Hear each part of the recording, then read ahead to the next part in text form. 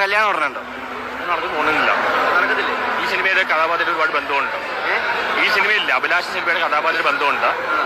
എനിക്ക് പ്രായമായി 30-39 വയസ്സായി. നമ്മളതൊക്കെ ഇളവനായി പോയി പുതിയ പിള്ളേർക്ക് നടക്കും. ചിലപ്പോൾ അച്ചായൻ്റെ നടക്കുമെന്ന് അറിയില്ല. നടക്കട്ടെ. ഞാൻ ഇന്നലെ UK പെൺകുട്ടിയെ ഇതായപ്പോൾ അത് ട്രാപ്പായി, ഹണി ട്രാപ്പായി. അത് ചതിക്കപ്പെട്ടു. ഇതിന്റെ കഥാപാത്രം അഭിലാഷൻ തന്നെയാണ് ഞാൻ.